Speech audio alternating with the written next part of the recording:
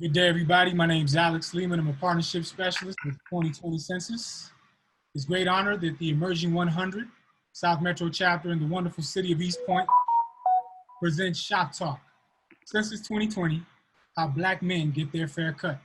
Today, we have experts in their field who are going to share with you the importance and the value of participating in the 2020 Census. We're going to start off with some questions, have them an opportunity to give their viewpoints. We'll enter into some dialogue and just do what happens in a barbershop. Now, we'll come to you virtually, so do work with us just in case we have any technical difficulties. Towards the end of the event, we will open the floor for some questions, and hopefully we'll answer your questions that will help you better understand the value and the importance of the 2020 Census. If you haven't already participated in the 2020 Census, please go to my2020census.gov. You can call 1-844-330-2020. Or if you received a questionnaire in the mail, please fill it out and put it back in the mail. So without further ado, we're going to allow the panelists to introduce themselves.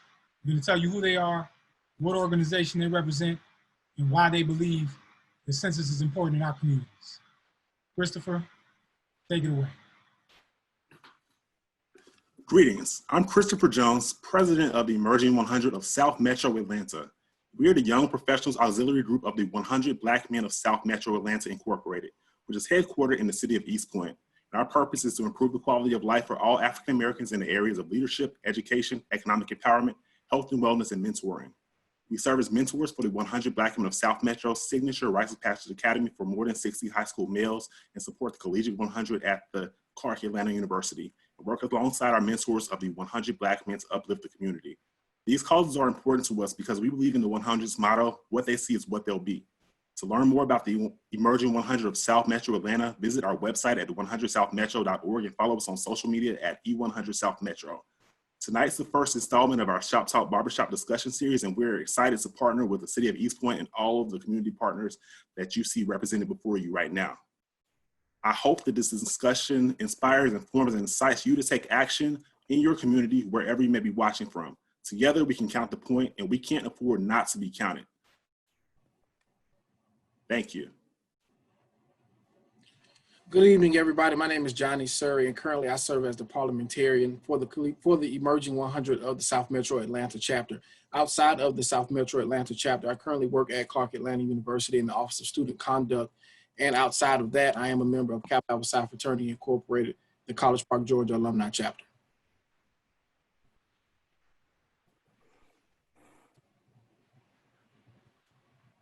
Greetings, my name is Sean D'Angelo Walton. I am a activator and a developer in the city of Atlanta, also executive director of We Cycle Atlanta. I'm just excited to have this conversation with you guys and talk about how important the census is, and also to come from a real standpoint, because not everybody knows what it is and what it does, and I for one haven't been that person in general. So let's have some real talk.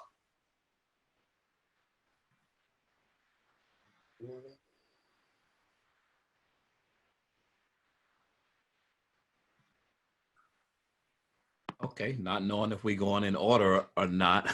So my name is Kenneth Braswell. I am the CEO of Fathers Incorporated. We're based here in Atlanta. We provide capacity building and professional development for agencies working specifically with dads. We also provide direct service, and we have several programs on the ground here in Atlanta. Primarily our Real Dads Read program, where we're encouraging barbershops to engage our children in literacy. We now have 100 literacy units around Metro Atlanta, and we're also in partnership with the U.S. Census to engage Black dads in the census, and we're running a campaign now, both locally and nationally, called Black Dads Count. I'll jump in because that'd be a perfect segue. I'm Lawrence Wilbon, the Program and Business Development Director for Fathers Incorporated. Get to work alongside Kenny in a lot of different places. But one of the biggest things that I enjoy most about my life is I'm a father of two. And so I'm gonna be able to speak today about the importance of the census and how it impacts the kids that are coming up behind me. Hey, good afternoon. My name is John Armstrong. I am the CEO of 100 Black Men of America. Our organization consists of 103 chapters in the US, the Caribbean, and also England. Since our inception in 1963, the 100 Black Men has evolved to over 10,000 members worldwide. We serve over 125,000 youth annually through our programmatic focus of health, wellness, economic empowerment, education, and mentoring. The 100, as Chris mentioned earlier, our motto is what they see is what they'll be, but we also have another model that we're very strong on, and it's called Real Men Giving Real Time. And through our involvement with the census, we want to set an example of how real men give real time and set these examples for our mentees and the importance of this census and the impact it makes in these communities. Thank you for having us here today. We're very excited. Good evening, Ed Reed here, Program Director at Fair Count Inc. Fair Count is based in Atlanta, but we also have a national reach as well. And our mission is to partner with hard to count communities on the 2020 census in Georgia, but also across the nation. In addition, we are also strengthening the pathways to further civic participation. One of our initiatives is Black Men Count, which we founded actually 1 year ago today. So it's fitting that we are with you this evening for this particular broadcast to celebrate that anniversary. But that initiative called Black Men Count, which you can find more information at blackmencount.org, is set to make sure that Black men are counted in the 2020 census. There's an estimated 67,000 Black men that could be missed in 2020, and we want to make sure that that doesn't happen. And so thank you to the city of East Point. Thank you to all the men on this call. That will make sure that that number is not as high as 67,000. So thank you.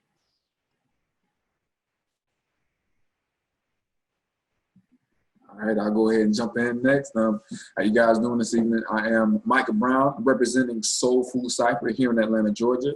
Soul Food Cypher is a nonprofit organization, and we utilize the power of speech to transform the lives of individuals. So we do that through our different organizations, our community events, and different things like that. One of the things that I'm actually looking forward to here in this panel is actually more information. Just like I think it was Sean down there earlier, he was speaking, he was saying that this is not something that he has been used to. You know, as long as you guys have been used to it, I definitely haven't, you know, and and that's real. I mean, I can appreciate that too. And I can appreciate the fact that we're giving information, because at the same time I'm giving this information, I'm learning it as well. So I can help others learn about it too. So we appreciate the fact that we're here, and you know, hopefully we can do some good here today.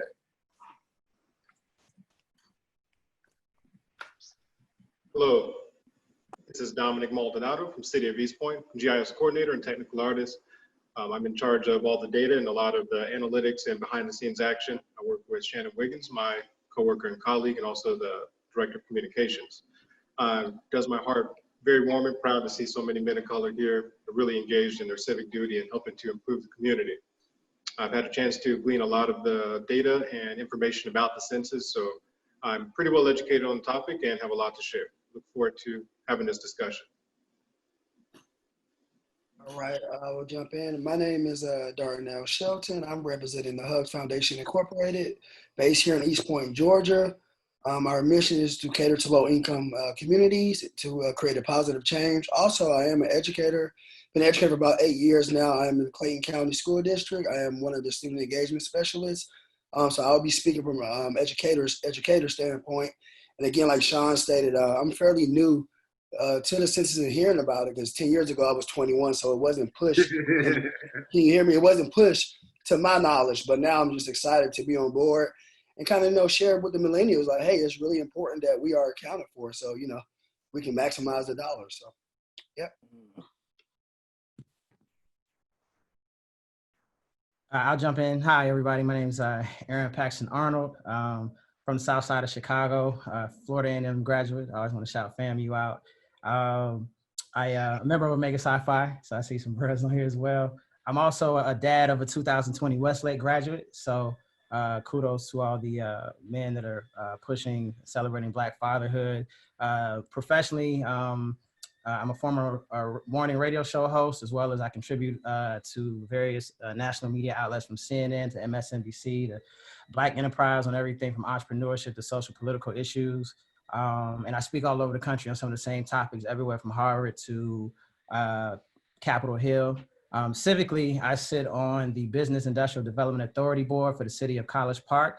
And, you know, this is extremely important because it's just about representation. And I live in a city where per the latest census numbers, is 75 to 78% African American, and I take pride in living in a city where we have so much representation. And so it's just important that not only locally that we're represented, but even nationally. So thank you for having me, and I look forward to the dialogue. Hello, my name is Darrell Bikes, co-owner of Royal Roots Barbershop located in East Point, Georgia.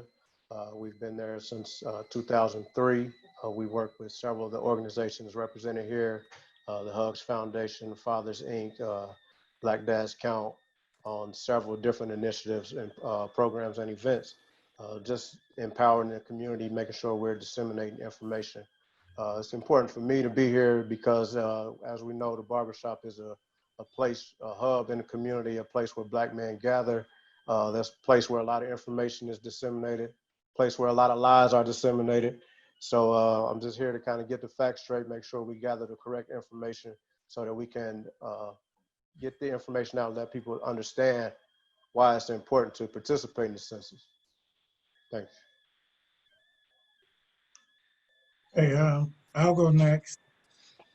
I'm Dr. Bill Scott, and I'm a retired educator, and where I've shaped minds and lives for over 30 years. I currently am a writer, and I do teacher training, as well as help teachers and educators with teaching leadership skills to children. I'm the immediate past president of Lambda Sigma Chapter, a Phi Beta Sigma fraternity incorporated in East Point, the largest chapter of Sigma in the southern region. And I'm very interested in making sure that we get people involved in the census because it's important to the lives of all of us. So. Okay. Good evening, everyone.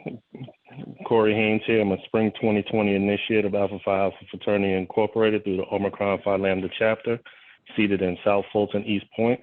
And we want to participate to make sure we are doing our due diligence to get out the word of the importance of the census. I sit on the social media committee for the chapter, as well as kind of an adjunct to the election committee as well. So it goes hand in hand with counting and getting the election across. And hopefully that we will get some great information across and be able to push it out to the community. Thanks a lot. Greetings, everyone. My name is Julien Forrest. I also represent the Omicron Phi Lambda chapter of Alpha Phi Fraternity Incorporated, which also serves the South Fulton and East Point area. I'm a rising second-year Masters of Public Administration student at Clark Atlanta University. And it's important to respond to the census because it helps with our mission and advocating for our communities and getting Black men counted. So I'm grateful to be on this panel tonight. Well, good evening to everyone. My name is CJ Holloman. I am the senior pastor of New Grant Chapel AME Church right here in East Point, Georgia, where there's no point like East Point. I'm also a member of the Omega Psi Phi Fraternity, Spring 96, Mighty Alpha Gamma Chapter of Savannah State, Root to the Bros, and all of those who are participating. The Census 2020 is so important from an economic standpoint, as well as a educational standpoint. And I look forward to the dialogue and just having some real talk with real brothers. Amen. I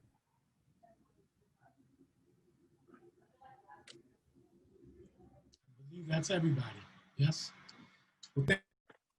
We have a large cross-section of men that are experienced, that are fathers, that have a lot of wisdom, and are going to share their viewpoint, their vantage point on why the census is important. We're going to jump right on in. We're going to ask the first question, which is, what is the decennial census? Now, I'm going to give you what I call the textbook answer, And I'm going to turn to a panelist and have them give it to you so that it's more tangible, so that it's easier to understand. Sometimes what's written doesn't necessarily make the most sense to us or to me. So again, what is the decennial census? Because you try to spell decennial, you'll probably get it wrong 10 out of 10 times, right? So every 10 years, the federal government conducts a population count of everyone in the United States.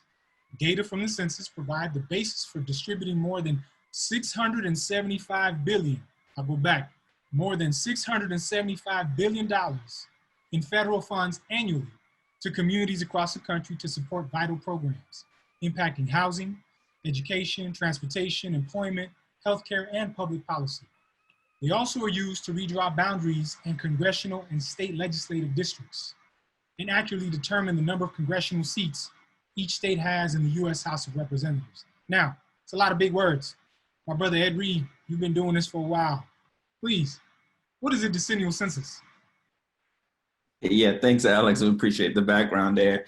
You know, so you're right, you know, it happens every 10 years. And, you know, we heard already in sort of introductions, the census is not one of those really sexy topics that we like to talk about on an everyday basis. We don't even like to bring it up every 10 years, much more, you know, in between that decade. So, you know, we like to think about it in three buckets, right? The financial piece, let's get our money for our communities. And so, you know, you're right. And looking at some of there's even a study out there that says it's like upwards of $1.5 trillion could be impacted for our communities, to states, towns, cities, counties across the entire country.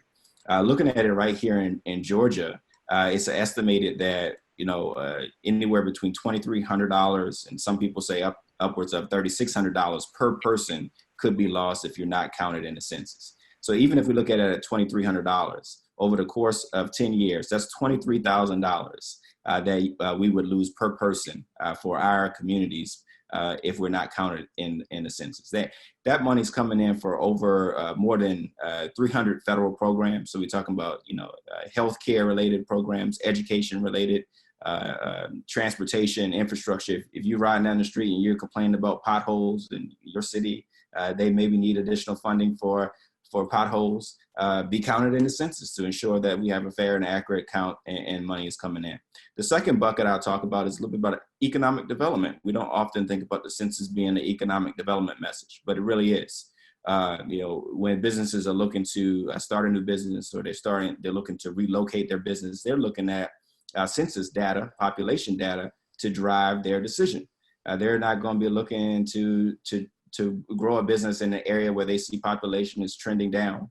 You know, so they want to have the best information possible. So it would do that community well to have a fair and accurate depiction of what's happening there, so that we can get those jobs and available to that community. And in the third bucket, which you talked a little bit about, is that political power. We talk about representation and fair representation, but if we're not counting in the census, we can't count on that. And so we have 435 congressional seats at the federal level. There are states based on the census count that lose congressional representation every 10 years. And there are states that pick up. Georgia is not slated, is estimated as probably will stay the same for 2020, but you know, some of our bordering states are slated to lose seats at the congressional level. And so when we talk about having our congressional members go to Congress to fight for our needs and fight for our communities, you know, if we're not fairly represented in DC, then we're not going to see those resources back here in our district. Even when we think about it from an electoral vote, we're in a presidential year here in 2020.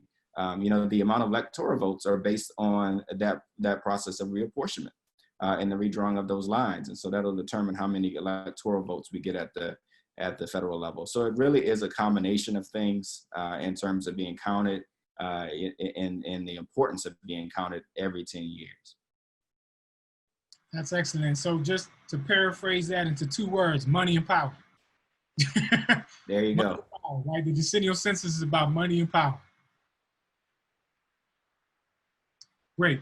Well, now let's move into why is participating in the 2020 census important?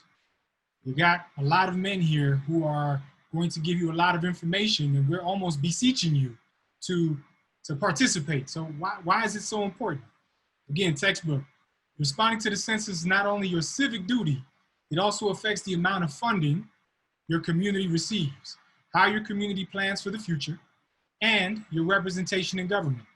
Specifically, data from the 2020 census are used to ensure public services and funding for schools, hospitals, and fire departments, plan new homes and businesses and improvements in neighborhoods, determine how many seats your state is allocated in the House of Representatives. Now, you're going to start to hear some redundancy here, but I think it's very important that you understand those two paraphrased words, money and power, okay? So we're going to turn now to two of our panelists, Mr. Kenneth Braswell.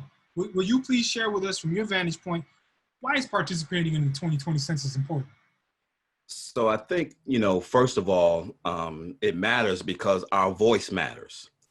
We have to put a value on our voice, on our presence as who we are in our communities. I think that because we are speaking in the barbershop today, it gives me a little bit of liberty to say some things that I probably wouldn't say in my other official capacities, right? And so because we know who we're talking to. But it's also important for us to understand that we got a responsibility for our civic actions and engagement. And also being aware that there's some structural realities that was designed to limit our voices. And so it's critical for us not to allow those things to serve or motivate excuses for us not to show up. And I think that's what has happened to our voice over our time on this rock we call America, where there have been an intentionality about devaluing and diminishing our voices. So much so that in 1787, it was, the political structure at that time put policy and laws in place to devalue our voices via the census. Like a lot of people don't connect the origin of the census with the 1787 3/5 compromise. We've always talked about that. We've heard about that in movies, 3/5 of a human. Well, that started with the power structure wanting to devalue us in a way so that the counting of slaves would not impact the allocation of both state representation and taxation. Because remember back then, we were a commodity, right? That had value to the slave owner. And so to reduce us in terms of who we are as a people was one thing, but the other thing was to reduce our value, right? And then everything else kind of piled up on top of that. And so, and I'm gonna close here, it's good to remember, and it's important for us to remember what we do when we allow excuses to stop us from engaging into civic activity. So if you think about what the 3/5 compromise was designed to do, that law is no longer in place, but the mentality is. And so if we continue not to lift our voices and engage civically, we're doing to ourselves what that compromise law was intended to do, and that is to devalue, underestimate, and undermine, particularly Black people in America. Thank you. That reminds me of something that a senior partnership specialist says, and he says, we have not because we count not. Right? If we don't show up on paper, then we're not here. We're not present. And this is a once in a decade opportunity to take advantage to show up on paper and ensure that resources from the federal government come into our communities. So I think that's a great point. Mr. Aaron Paxton Arnold, from a development standpoint, sir, why is participating in the 2020 census important? I mean, I think like somebody alluded to before, I mean, when it comes to funding, I hate the word minority because to me, it minimalizes our impact. But as far as this, the grants and the money that's readily made available for people of color, or and from a development vantage point, developers of color, there are a lot of programs out there that encourage us to be active and participate in that process. And so again, it's kind of like out of sight, out of mind, right? And so it's just so important. When I think about just Atlanta and Atlanta metro area, in particular the South Side, it was important when I decided where I was going to move. I wanted to live on the South Side, and how I figured that out initially was I looked at numbers. I looked at demographic data because I wanted to be around like-minded individuals that look like me, and that gave me pride. And so that's just very important and integral. And then, even as a parent, or even though my daughter's graduating, it was important as far as the neighborhoods I chose and the schools that I looked at and so forth. And all that to me falls under the development area, because there's it's like a what's the word, a well-oiled machine. So one thing affects another. And so I just I see it every day in our BIDA meetings. You know, when I look at even our BIDA board, like all of us are African American. We finally have an African American mayor. You know, like I said, right now College Park is still predominantly African American. And so there is some power in that if we are counted, right? If we are not counted, you know, regardless of what the numbers are, we lose influence, we lose power. So many people are coming to our communities because we are still predominantly African American. We have a lot of developers of color that are coming and entrepreneurs that are coming to downtown College Park because of the numbers of African Americans that are in College Park, from College Park to Old National. So this is extremely integral. And only analogy I can give is it's just like voting. You know, I know a lot of people don't like to vote, but voting is not, registering to vote is not just about voting. It's also about, you know, having a jury of your peers and so forth. And as we've seen, I mean, honestly, through the history of America, having a jury of our peers has always been lopsided and is more important now than it was even years ago. So. Thank you for that. So we'll move to the next question, and that is, how will our communities benefit from participating in the 2020 census? We tell you what it is, we tell you why it's important to do it, but what does that mean for our communities? What does that mean for our children, our schools, our roads? And so for that, again, I will give you the response, which is the results of the 2020 census will help determine how hundreds of billions of dollars in federal funding flow into communities every year for the next decade. That funding shapes many different aspects of every community, no matter the size, no matter the location. Also, the census data helps communities respond to natural disasters and secure funding for hospitals and fire departments. Now, I'm not going to go down that rabbit hole, but we all know what's happening with a health crisis and the importance of making sure that hospitals have the proper funding so that people who are not well can go to them. That's a part of census data, and that's why you need to go ahead and make sure you fill that out. So I'm going to go ahead and hand that one over to Pastor CJ. How does this affect our community? Well, it affects us in many different ways, and I don't want to sound redundant, but it affects us as far as money and power, economic growth. It brings jobs. But when we start talking about young people, when we start talking about children, when we start talking about schools, of course, we're talking about health. But in the school, when we start thinking about post-coronavirus, where schools are now becoming virtual, many of our kids do not have the computers, do not have the laptops in order to be able to do the work that's being handed to them. So when you don't have the resources and you don't have the technology, you fall behind. And so with this Census 2020 will be the importance of us as Black men, Black, brown men of African descent. We need to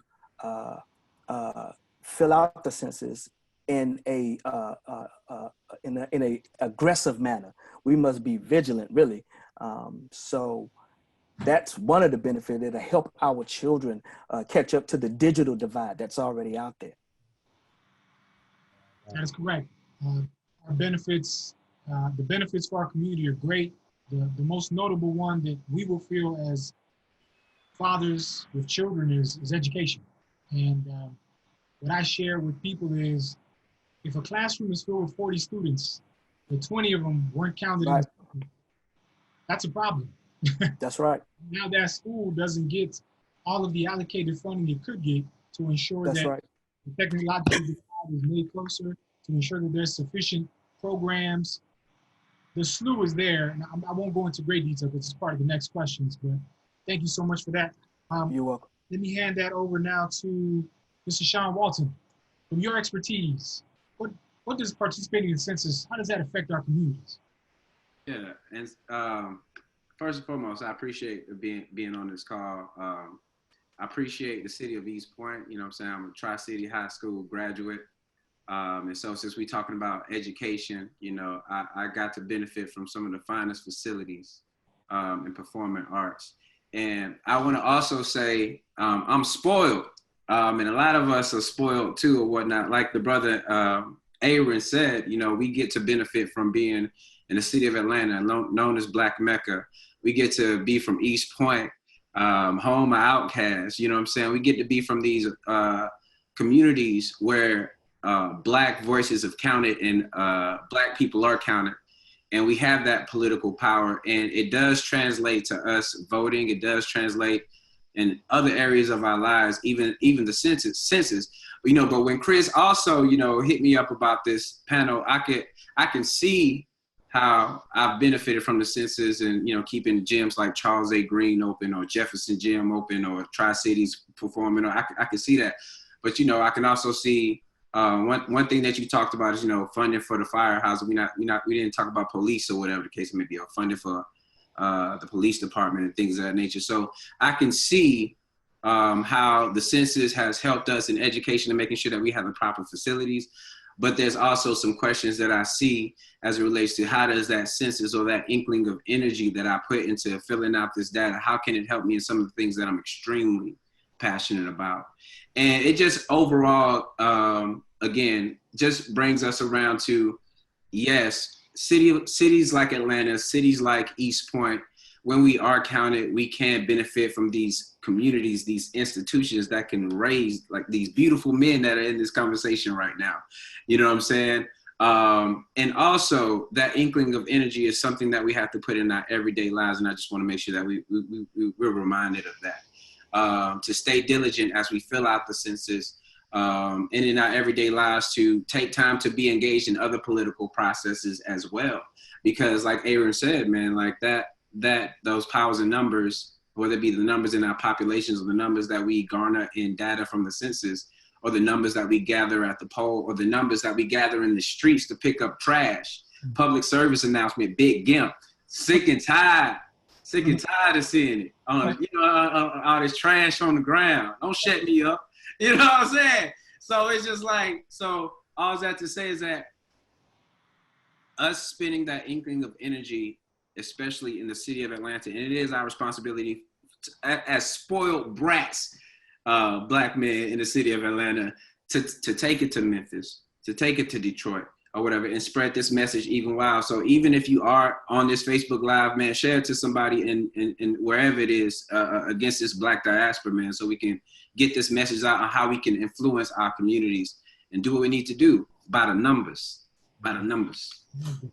So census data impacts our lives daily. I don't know that people realize that, but infrastructure is something that is affected by census data. So road repair, bridge repair. Moving here to this region, I've never seen so many potholes in my life. For them all to be repaired. So please, everybody, fill out your census. Thanks. Well, let's move on to the next question. And, you know, this one's very important and very near and dear to all of us, but how does the census impact jobs and housing? You know, this is something that's vitally important in our communities. So businesses use population statistics to help decide where to add jobs or open new stores, offices, or other businesses in communities across the country. Census data also help determine whether adequate housing is affordable for residents and provide and fund housing assistance programs. They also help enforce laws, regulations, and policies designed to eliminate discrimination in private market housing, government programs, and in society. So, Mr. Johnny Armstrong, how does the census help out with jobs and housing? You know, again, like the other guys, I'm excited to be here, and when I think about this question, it kind of makes me think about what's been entrenched in our minds, or from a very young age. I was born in 1971, and I remember as a 70s baby or young child growing up, watching shows like Good Times, watching shows like The Jeffersons, and you know, the theme song of The Jeffersons even talks about moving on up, you know, to the east side. And it's like it's been entrenched in our heads to move up in life, you must move out of your community, which is a bit scary at times, because, you know, you never saw the shows, or never saw the things that talked about the importance of staying in your community And sometimes by that mindset of moving up to move out, to move up, you must move out. I think it played a major role, and you felt like you had to move out because there was a lack of opportunities there as it relates to jobs, as it relates to proper housing, as it relates to good school districts.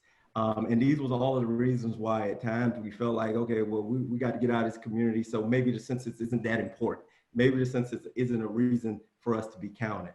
What have we seen with that? We've seen as some of these people have been counted, we've seen real estate go down, housing opportunities go down. But then in essence, we've also seen where the land prices went down, and big industry might have came in and put in lofts or these different things that people in the community are not able to afford it anymore. So when we look at the importance of the census and the importance on housing, that's why it's just so vitally important that we continue to do this. And then I also want to state that it's 10 years to correct this. You know, this is, I mean, when I say a bankruptcy takes 7 years to correct that, I mean, this is longer than a bankruptcy. So if we aren't doing the census, this is a 10-year correction process. And when you talk about building and housing and things of that nature, those things are done on, 15-year plans, 20-year plans. I know I'm a resident of the city of College Park, and I know they just changed the name of it. It was Airport City, yeah. But it was talking about a 40-year projection out. And so if you don't get in and jump in and do the census when you're supposed to, all those projects and plans are put in place, which could greatly impact people in those communities. And like I said, just to correct it, you could be looking at 10, 20 years down the road. And as you have housing opportunities, you'll see businesses come in, which will also bring in the jobs into those communities. So, with that being said, that is vitally important why we need to fill out this census. Very well said. I always say this is a once in a decade opportunity. There's a phenomenal quote, which is, you miss 100% of the shots you don't take. Many people think that's Michael Jordan, but believe it or not, it's Wayne Gretzky. But it's true. If we don't take this once in a decade opportunity to show up on paper, it makes it very difficult for us for the next decade, but also makes it very difficult for the future and our children. Mr. Johnny Surry, would you like to add to that? So I will. Just being the youngest person on the call, 10 years ago, I was 17. So I had to do some research in reference to, exactly what was the census. Being in college and, watching the news, we saw different things about what the census is. But for me to actually be engaging, I had to say, okay, what is the census? What exactly is needed of us from the census? And so in my house, my grandfather and my grandmother, they have cups that says Census 2010. And so it was ironic. I saw that cup and I was like, okay, well, I'm about to talk about the census today. But as it relates to jobs, the Census Bureau, what I found from researching to better engage, the group and support the people who are watching, the Census Bureau uses the data to actually make competitive hiring and pay decisions based on the typical payrolls of similar businesses in the area. So essentially what I got from that is, by completing the census, sometimes we complain about not having or not making enough money because the job we work in that area. But if we complete the census, it allows for that area to have more people who are counted and for the pay to be competitive versus somewhere in our area, we have like a North Georgia and South Georgia. South Georgia typically doesn't get as many resources as North Georgia. Now, granted, part of that can play into the census, but then also part of that is just the social economic status of us from the people in North Georgia because we don't get the same opportunities as others. And just one, I guess, example that I found while researching, the state of Maryland, they were actually considering raising taxes on cigarettes. And so the state turned to the census statistics to decide, should we raise them or should we not raise them? And so essentially they decided not to raise them because it would affect the mom and pop shops who were selling cigarettes, and they were essentially closed because they raised the taxes. People wouldn't come and support those shops. So data is key. I think we don't understand the value and the power in data. I use an analogy of the summer's coming. You go into your closet and you take an inventory of how many fresh, crisp, white sneakers you have for the summer. You're conducting a census of your wardrobe. You're going to see how many fresh white kicks you have for the summer. If you have 0, you're going to create a list. You're going to allocate money to go buy some. It's the same thing. You mentioned the northern part of Fulton getting a little bit more money than the southern part of Fulton. To give you a little bit of data, currently, some cities in North Fulton are trending in the 70th percentile in terms of response rate, self-response rate. That means that on their own, they have gone, pulled their form that they received in the mail, logged in or called, and they've self-responded. Currently, in the city of East Point, we're a hair underneath 46%, and our neighbors next door to us in College Park are about 38%. So again, if we don't show up on paper, we're not there, right? We're not there. So it's very important that we understand, those of you watching, those of you that are going to encourage others to participate, we have to show up on paper. So let's continue. How does participating in the 2020 census affect our children's future and their education? Forgive me. Mr. Lawrence Wilbon, if you would please respond to that. Yes, sir. Thanks for having me again. It's interesting, Alex, you start off talking about that when you don't fill out the census, well, the census is about money and power. But what's even more saddening to me is that when you don't take the census, it affects the children of those individuals that are not participating in the census. So I always think about it like this. Money will go into a community as you take the census to help build up schools, the infrastructure. You talk about, I think Pastor CJ talked about the technology, the infrastructure there. When schools and areas don't have the amount of representation, money is reallocated in different areas. And now I know we're all here to be all politically correct. There are some communities that are hoping that certain communities don't take the census so more money can be allocated to their communities. And so I think it's important for everyone that's on here to take responsibility.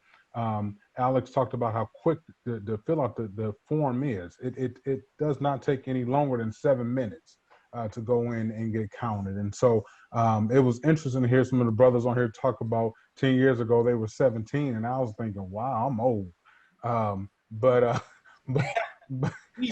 what's interesting though is that the census was not taught in my household either. And I think the reason why North Fulton has such a high record of individuals taking the census is because people are being educated. And I think opportunities like this is educating more folks to understand why it's important for them to participate. So again, I thank y'all for the opportunity. Thank you, sir. Mr. Darnell Shelton, would you like to add to that? Okay, good evening again, gentlemen. I guess when I think about the census now, I can only reflect on my upbringing because I grew up in East Point, Georgia. I went to Collin Hills Elementary, Pauley West Middle, Tri-Cities High School, off to Morehouse College, and off to receive my master's as well at Belhaven University. So I just think about how, Morehouse and all that good stuff. So I just think about how productive I was because we had gyms like Charles A. Green, like Sean mentioned. We had Jefferson Gym and Sumner Gym, but two of our gyms are no longer in existence due to funding. So I realized that everything's about money. And also I realized when there's a lack of funds, there's a higher rate in homicide or there's a lot of tension in our community because there's no opportunity. Where's no money, if people are starving, what are they going to do? They typically are going to create a crime because they want to feed their families as well. So now from a more of an education standpoint, me being an educator in Clayton County School District, every school in the county receives free reduced lunch. We want to continue that. We want to keep that going. But if we do not have the funding, that will be cut. After school programs is so important, again, for kids to be productive outside of the building. And again, we lack resources in Clayton County. So again, I'm pushing the census to the T because we need the funding. We need our kids to be productive and engaged. And not just 8 hours out the day. We need them at least half of the day. I mean, literally majority of the day engaged with opportunity to, be a part of something else outside of the classroom. So we're going to continue to push from an education standpoint. And that's really it. Thank you, sir. And I didn't forget to give you the textbook response, by the way. The 2020 census count impacts the federal funds that communities receive each year for programs and services that are critical for schools, students, and younger children, such as special education, Head Start, after-school programs, classroom technology, food assistance, including free and reduced price school lunches, maternal and child health programs. Now, all that is WIC, SNAP EBT.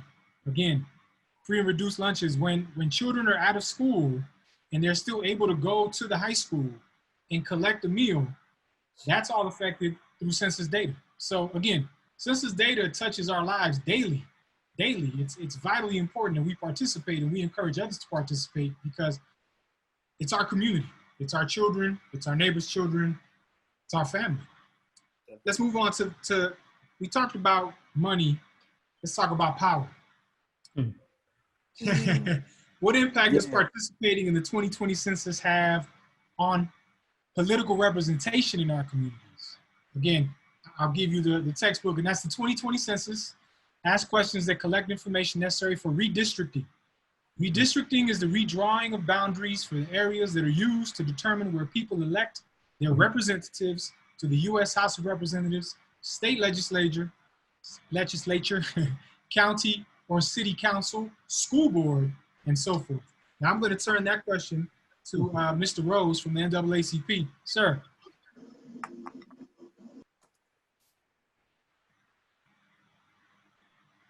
Mr. Rose, are you with us? Okay.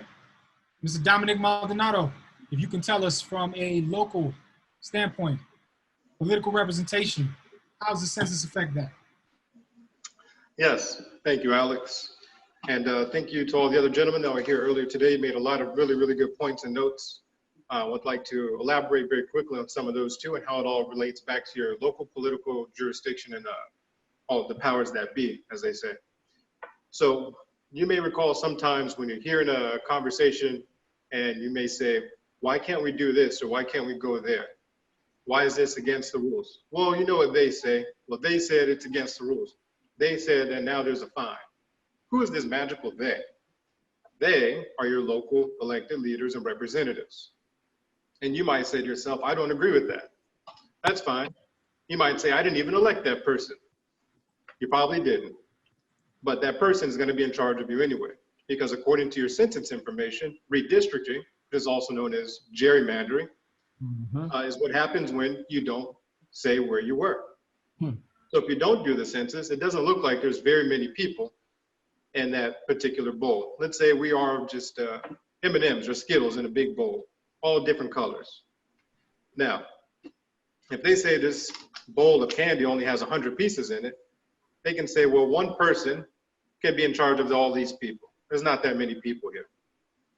And a very few group of people, because of redistricting and gerrymandering, get to make up all the rules for the entire, what is actually the majority, but they're going to be counted as the minority because politics. Now, if everybody says, I want to be counted, they can't just redistrict around you anymore. Now, they have to create more districts so that everybody can have a more voluminous and appropriate voice in their Congress, in their Senate, and all levels of government. Because now there's 1,000 pieces of Skittles or M&Ms or all types of candies in that bowl.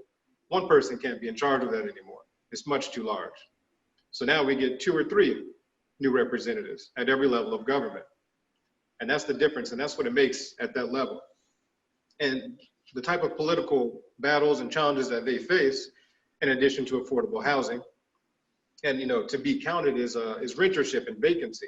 So City of East Point, from my statistics that I was running here in GIS, has about 20% vacancy, which is a lot. That's 1 in every 5, which means if you look to your left, you look to your right, you look across the street, probably 2 of those houses are going to be vacant. That's not a good look. That's not something that's going to drive curb appeal. That certainly is not going to bring in the type of neighbors you want to see.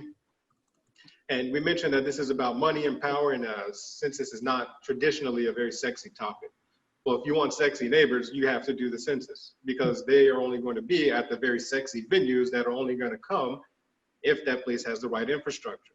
They're not going to be in a place where power lines go down, water lines don't work, there's a bunch of potholes. That's way too many headaches for a local business to handle. They're not going to absorb that. They're just going to move to North Fulton. I know they are, because I go to North Fulton and I say, wow, look at all these beautiful, sexy people and all these nice businesses. You want that here? Bring it here. It only takes 10 minutes And that's if you have a house full of people. If it's just you, it's probably just going to be 5 minutes. And you might be thinking, I just don't have time for it. I'm so busy, you know, with the Rona and everything else going on. To put in perspective what a 5 minutes is, that is maybe one hip hop song or R&B song. So I'm just asking you to take one song out of all the songs you listen to all day. Meg Thee Stallion, Drake, Pusha T, Tyler the Creator, doesn't matter. My favorite lately has been, who is that? Oh yeah, Bad Bunny and J Balvin. You know, I'm a reggaeton kind of guy. I just took one of those songs while I was listening to it and did my census. And I said, I'm African American and I'm Hispanic. That is my right, and I was proud to say that. Because now look back through the data, I'll be able to say, yeah, I am that 1% in this all-white neighborhood. That was pretty cool. And my wife, I said, what about you? She's from Detroit. She said, I'm Irish. I was like, okay, you look 100% black to me, but you want to be Irish? Be Irish. So I marked her as Irish and I submitted it. You want to be Latino? Be Latino. Nobody's going to argue with this. If you want to be Asian, be Asian. Now's your time for you to reinvent yourself. Be that missing statistic you want to see. Reinvent yourself. And, improve your own community. This is all about bettering the scenery around you. A lot of times we ask ourselves, oh, I made that mistake. I wish I could go into the past and fix it. Now's your time here to be here in the present and fix it in the future. And you'll be thanking yourselves and all your neighbors that you did that. The city of East Point has 50% rentership. You know how difficult that is for local politics? 50%. And it's very difficult to get people that rent to really commit to the neighborhood, because the idea is they're transient. And for one reason or another, they're going to say, I won't be here very long. Why should I care? Why does this bother me? Well, you're going to be really, really upset when you move to that wherever place you get to and find out they didn't do the census either. Right. Because they didn't think they'd be there very long. So now other people are taking charge of your future, and you've just let yours slip right through your fingers. And maybe you do buy in East Point. You're going to be even more upset because you didn't do the census and you're back in the community. That is, that is not a front to back white. That's going to be a very messy situation. And you're going to be mad when those schools are not going to be properly funded. Meanwhile, in North Fulton, they get iPhones and tablets. You won't even have a textbook, and your kids are going to be struggling through Spanish class, through English class. And you'll be embarrassed when you go to the grocery store and they use words that are just not proper grammar. And they don't get into those schools. And they're not going to be offered those high-ranking military or otherwise types of positions because they just did not have access to the same resources, even though it's all technically a level playing field. So in the amount of time it takes some people to step into a store, get a scratch off, a swisher, swipe left and right, maybe 5 or 10 times, probably never going to connect with the person they need. But here is, we're talking NFL pro money on the line. How much have we lost, you might be asking? So City of East Point stands to gain in total $750 million thanks to the census. We have never had a full complete count in our entire city's history. So gauging from the roughly 30 to 40,000 population we've had in the past and the amount that we've left off, we had about 60%. We're looking at about $200 million that we've never seen in several decades. Meanwhile, North Fulton, city of Alpharetta, they are stressing. They are already in, I believe, the 70% already. And they are stressed out because they think that they might lose $20 million if they don't get it right. 20 mil. We have been making do with $200 million under. That's, imagine a credit card and somebody says, oh, I'm so deep in debt, I owe $20 on this credit card. And you're like, that's nothing, I owe $200. I'll keep compounding that. I owe $200 million. You're never gonna crawl out that hole, buddy. That's a deep hole. But now's our chance to get out of this. And that $200 million, that's gonna help all the local businesses. That's gonna improve your power lines. That's gonna be you taking pride in your own community. And it's just, again, easy money. And there's even a grant that even very quickly demonstrates this online about weatherizing your home. Energy.gov, you sign up, they'll do an assessment, and they'll provide free resources, tools, and have somebody come out and weatherize your home. That is a federally funded grant based on the census. But it only goes to the places that have the numbers. The money follows the numbers, and the businesses, the commerce, the blessings will follow the money. So it all begins with the number, because the only thing more powerful than almighty dollar sign is the number that is executed, right? $1, $9, $1 with a whole bunch of zeros and some commas. So that's what we're trying to get to. We're trying to make it very, very easy for us to come together. As you may know, there's a lot of local businesses and mixed use developments that are planned to at least happen. Hopefully it will, thanks to the offset of all the revenue and all the different things that have come because of COVID-19. But you might be familiar with Tyler Perry and his complex, Fort McPherson. They're set to redesign the other half of that. Additionally, East Point is working on a new downtown commons project. And someone else brought up Airport City in College Park, AKA 6 West. Then there's also Lee and White. If you ever been to the Lee and White Plaza, it's a whole bunch of breweries, restaurants, and gentrification happening on the Beltline in South Atlanta. These are 4 very large complexes making multi-millions of dollars, at least projected to for the ones that are not developed yet. All on the South Side, which is unique, right? South Side never got this much love. I think the biggest thing I've seen in the South Side is the East Point fireworks. And I think Big Crit came down here and did like a Madden game-a-thon at the Greenbrier Mall, which is another example of how bad numbers can get. So all 4 of those developments come up. Who do you think is going to move in there? You want a pawn shop? You want a bail bondsman? No, probably not. You want a Lego store? Right? You want a yoga studio? Yeah. You want a Gold's Gym? Of course you do. You want a daycare? You want a nice school? Yes. Yes, those are the things you want. Only by you saying, I'm here, count me, do you get credit. This is purely about attendance. Purely about attendance. This isn't the type of job that says you did a great job and you worked from home. I'm gonna give you some money. That's not what the census is. The census is, did you show up, yes or no? If you didn't, you don't get anything. If you did, then you do. It's just as simple as that. And the things we can do, even being under $200 million are, I say, pretty impressive. As we speak, I'm currently working with the East Point Department of Recreation, so Parks and Rec otherwise. And we are setting up a program to teach computer science, machine learning, 3D design, all types of art, fun and games, when it's going to be sponsored by Amazon. Yeah, the Amazon. Even though we're down $200 million, I can fast track a high schooler to get an Amazon certificate before they finish high school and get them into Georgia Tech Masters of Computer Science, because it's all offered online for free. I can do that even though I'm down 200 million. But if we don't get our numbers together, I can't promise that I can do better. But imagine if we had this money, these resources, what else I could do. If there were 5 of me, 10 of me, 100, a whole department, a whole city full of people like me. So with that in mind, I'm gonna go ahead and pass it to the next person, but please, I really, really just wanna drive that point home. Tell your friends, tell your neighbors, repost it, retweet it as much as you do everything else. Do the damn census. Thanks. Dominic, I'm going to paraphrase that. We need to come to our senses and complete the census. I mean, I guess it's a no-brainer.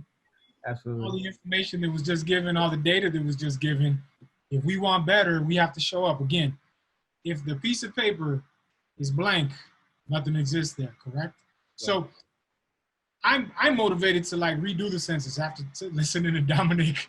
I want to ask one of our panelists, Mr. Julien, how easy was it to complete the census? It was actually not that difficult, Alex. I had a lot of different ways that we could be able to respond. One of the ways was online. There's the phone call, it's via mail. But when I answered it was actually unique. I had a census representative come by my house and actually work with me, because apparently my home was chosen to be a American Housing Survey. So out of thousands of homes, what that is it's unique in that it means that my address was chosen from a scientifically selected sample of addresses from a list of all the residential addresses in the country. And the reason why the census only does a sample is because interviewing every address in the country would cost too much and it would take too long.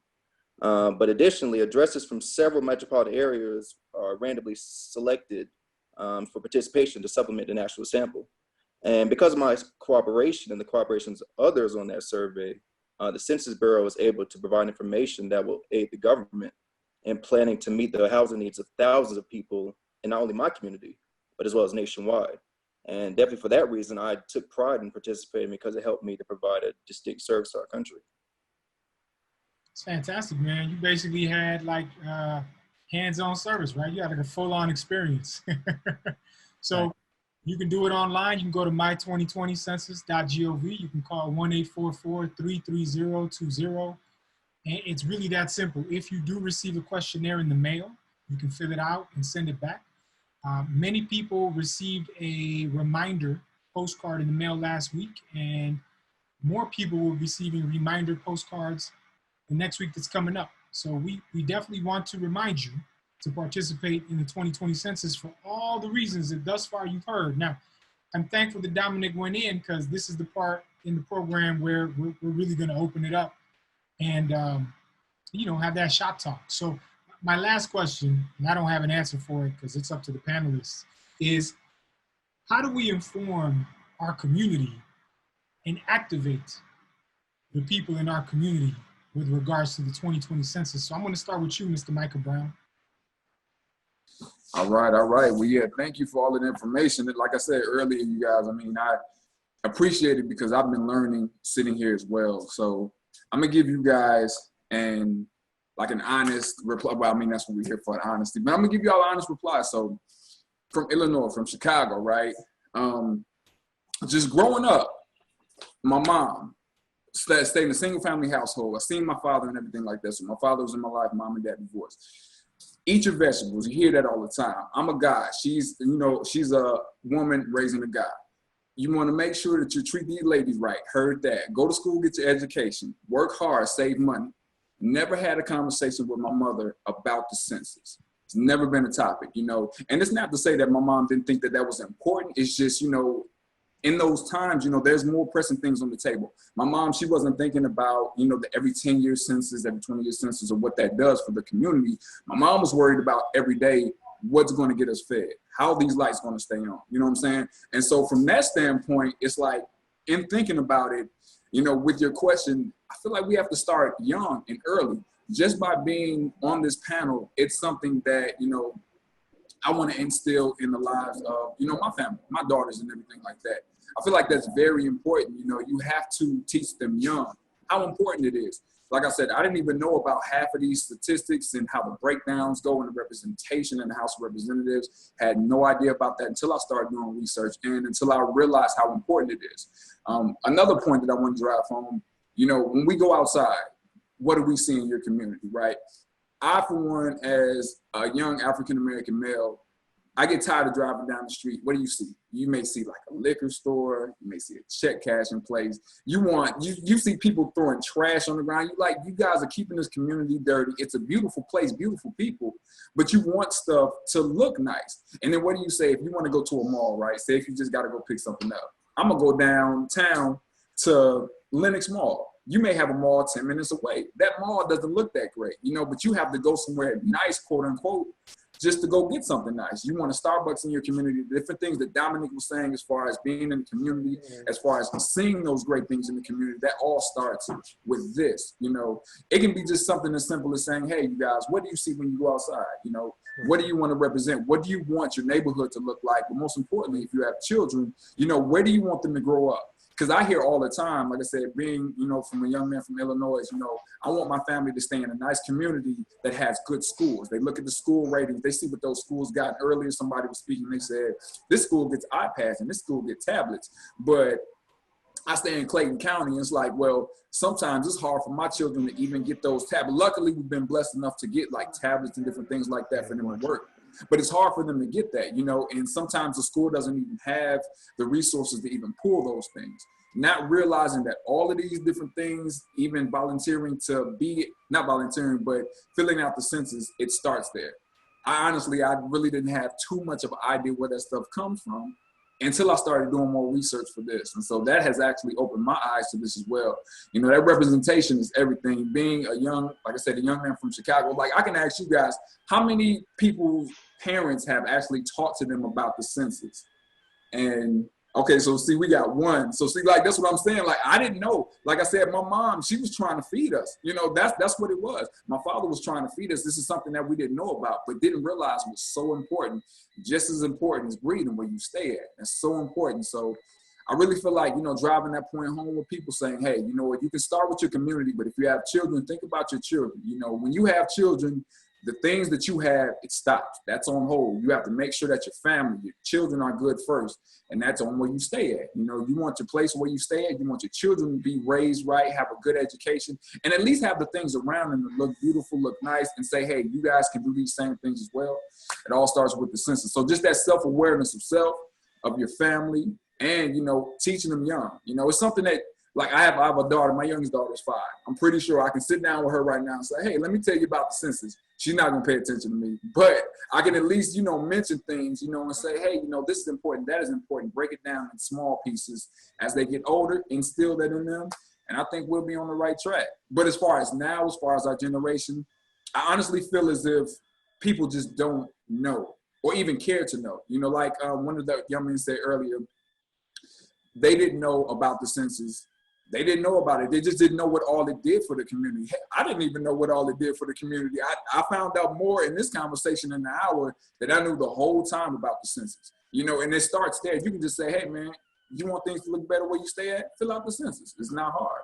And I'm pretty sure they would do it. It's just we don't know. And honestly, we don't have enough people that even care for us to know. I don't feel like, you know, like another brother coming up to me and say, hey, brother, do you understand what the census means? I've never had that before. Me personally, you guys may have, but I've never had that. Hey, brother, hey, sister, this is what this means for your community. That would have definitely sparked my interest. You know, some people just feel like people don't care. You know, if we have that connection, I really think that can go a long way as well. Paxton, Arnold? Yeah. So Alex, I want to kind of take another shot at this. So it's funny, like I filled out the census, I think back in December. I did it online. I did it while I was playing Madden. I probably had a little drink and I was on Instagram and I was on my computer at the same time. It only took me 7 minutes. I calculated that. And I'm still getting pieces and pieces and pieces and pieces of mail saying, do I know about the census? So I think overall that the word is out there. I'm kind of old school from the vantage point. I believe you have to get your house in order and be accountable for yourself. So I would probably wager that majority of my friends, majority of my peers who are so-called educated and informed probably still have not filled out the census themselves and maybe have no intention, just like some of us that do not vote, that are very much aware. And so I think it's just we have to hold ourselves accountable because I hear so, you know, we talk about the barbershop and, you know, when you're in the barbershop, there are a lot of brothers that are blaming the others for this. I think somebody talked about gerrymandering and things of that nature. And redistricting and so forth. But that only happens if we don't engage in the census and we don't vote and we don't register to vote and so forth. And we don't show up to city council meetings and we don't show up to BIDA meetings and we don't show up to PTA meetings and so forth. And so I just want to challenge people, especially anybody that's watching this, like be accountable for yourself. You know, before you go out and tell somebody that they should participate in the census, make sure you've done it yourself. Like I would not be on this panel right now if I had not done the census. And so, you know, we just kind of have to stop making excuses. I mean, man, what's the phrase? There was what was it where they said that the easiest way to hide something from a black man is in a book? Well, now we have Google, right? Now we have the internet. It's on your phone. Even if you got the Metro PCS or the trap phone, you can still Google and find out what the census is. And so, and to your point, I've had several brothers come up to me on the street asking me if I had done the census, and it's about being inquisitive and asking like, what is that? I was fortunate enough that I think I remember hearing about the census when I heard about voting in 4th grade. And it was just something I couldn't wait to do when I was 18 because it was just explained to me how important it was. And I think I had seen Roots that same year. So I just became a little aware, but I just feel like we have to hold ourselves as a community accountable because now all of a sudden East Point and the College Parks and the South Fulton area is hot. And all of a sudden, we're starting to see other people move in, which is okay. But then in a lot of those cases, that means that a lot of us get pushed out.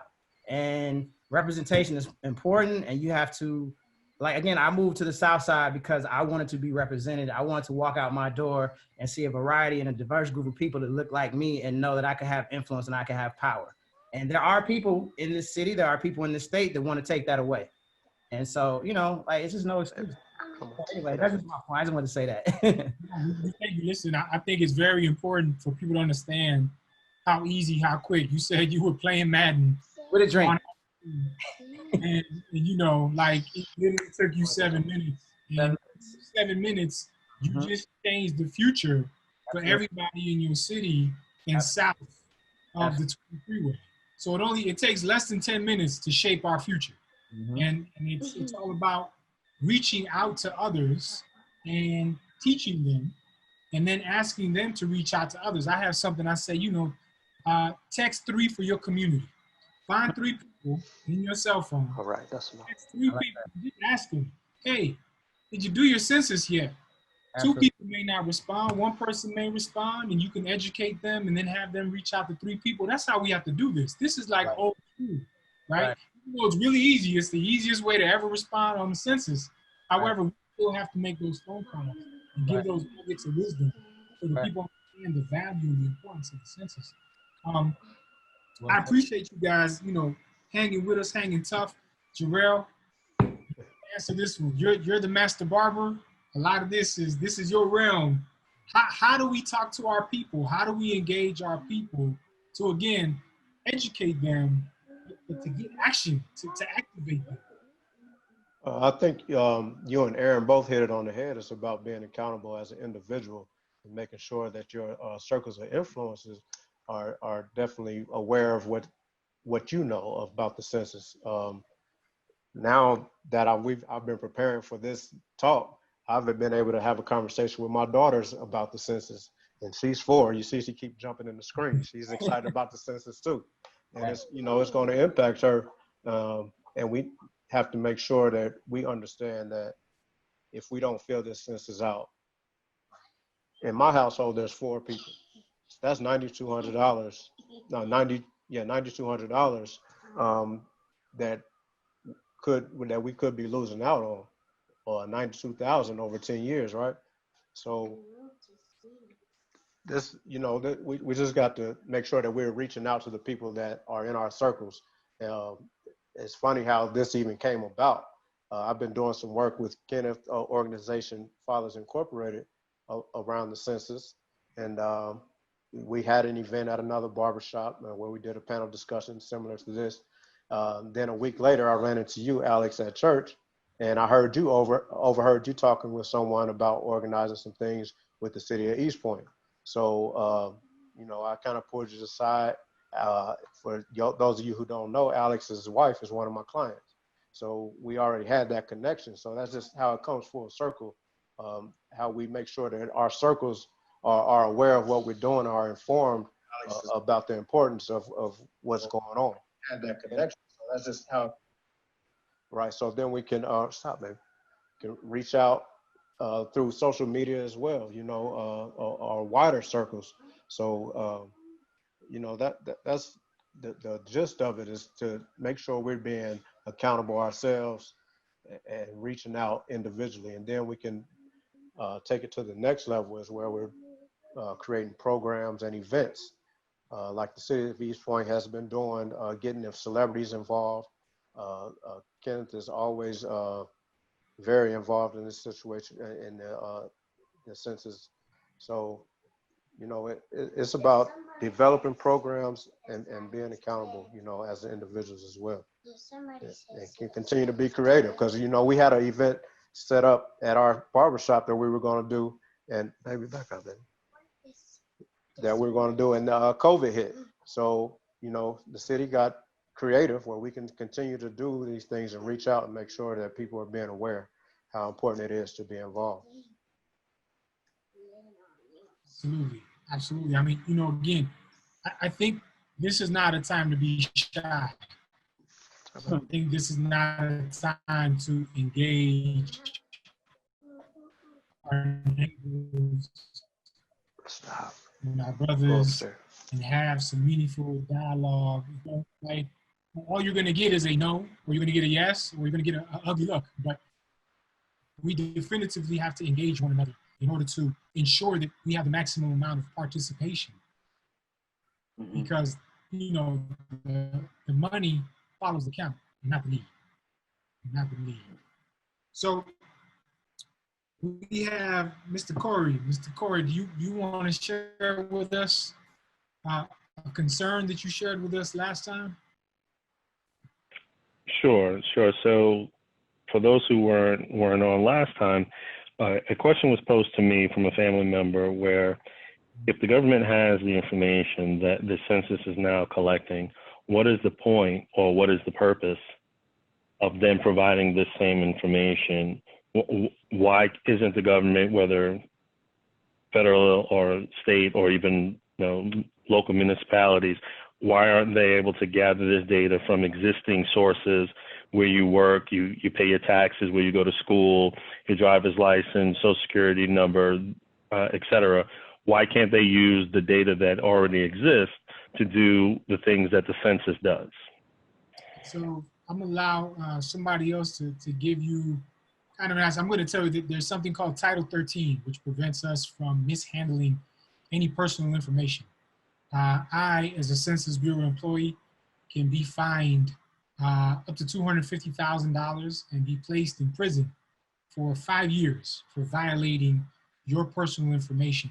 So the security of the census data is our utmost importance to us. We want to make sure that whatever information you give to us, we don't make it public information. We don't share it with other agencies. It's something that the only thing that's ever announced is the overall number. So if East Point went from 33,000 2010 to 44,000, there's an uptick in 10,000. They'll do the math on numbers. But last time we talked, somebody had some good information. If you want to share that with our group. Yes, hello, this is Dominic Maldonado here. So the question was, why can't the feds just grab the same information that they probably already have from their left pocket and put it in their right pocket and just leave you the hell alone? And as Alex Lima had mentioned, so they're not allowed to do that, not allowed to take money from your left pocket or information, which is just as valuable, and put it into the other pocket. Similarly, when you work at all the jobs that you may have throughout the calendar year, you still have to pay taxes, and within, at the next calendar year. Well, why should you have to pay taxes if they've been taxing you all along? Doesn't make sense, because there's too many inconsistencies that could occur, and a lot of things could have happened, and maybe you don't have to pay taxes. I know a lot of people at the top of the food chain magically don't have to pay taxes. So for us, it's just a matter of fidelity and quality control, quality assurance to say, yep, I was here. So a lot like going to school. Just because you registered for school, you paid money for school, somebody saw you at school, doesn't mean you were actually in class. As anybody who has a senior somewhere in high school, or probably will have a senior in high school, is going to find out. You drop the kid off, doesn't mean the kid's in class. This is your chance to say, yes, I was there and I was in class and I learned the lesson. That's what this is about. It's just a pure proof check for every single household. Now, it would be very convenient if they could do it another way, but the fact that they made it mobile, that's huge. That's amazing. This was never something available to us. So that right there makes it much simpler. And the fact that there's so many ways to do it, as they mentioned, by mail, by phone, by internet, that helps. And also, no one else can do the census except for you. It's completely voluntary. So I can't just say, Alex, you know me and my family, can you just do ours? Alex is going to say, well, I don't know all of you actually. And part two, you have to, call me as an official census person if you want me to do that. You have to do it. I can't just go sign everybody up in the neighborhood, because I'll just say East Point has 1 million population and we'll take all the money. So that's a bit of the roundabout answer, but that's why they cannot just share the information amongst themselves. Thank you, Dom. I appreciate that. So we have some folks that have asked some questions, and we're going to pose that to the panelists. I think we've kind of answered a couple of them already, but we'll go in again. Is gentrification having an impact on communities like East Point and College Park in completing the census?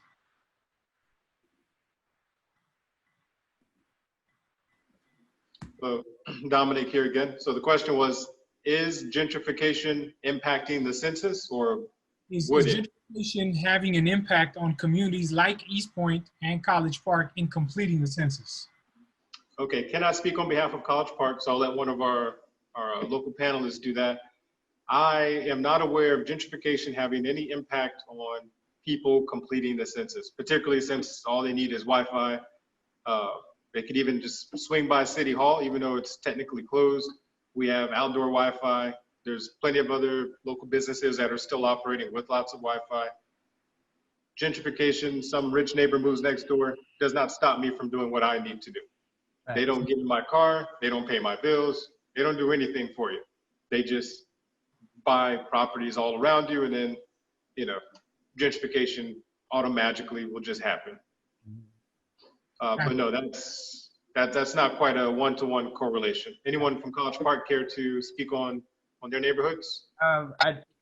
To mirror his question, I believe absolutely not. I mean, again, the city of College Park is still 75% African American. So, of course, it's becoming more diverse because of Airport City, aka 6 West, because of the airport and all the other things that are around it that are of interest to, you know, other ethnicities and so forth. But, you know, to his point, whether it's you put it in the mail or you're, you know, log on to Wi-Fi and fill it out like I did, it should have no impact whatsoever as far as how we're counted and how we're represented. So, and a lot of what's happening as far as when you think about gentrification on this side is a lot of African Americans are moving to the South Side, or when they move to Atlanta or Atlanta metro area are coming to the South Side to invest in the South Side, whether they're developers or citizens or buying houses and so forth. So again, I believe the answer is no, or it should not be that way.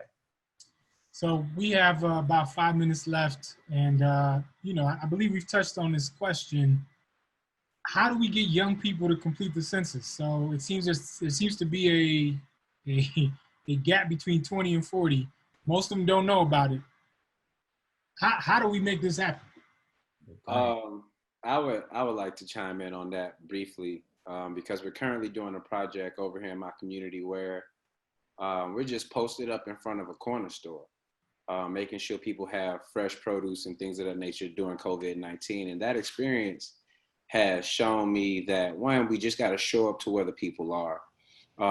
You know, we speak about how things are not going back to normal and how there is a push for more connectedness electronically, reaching children, youth where they are, whether it be in a Google Classroom or on TikTok.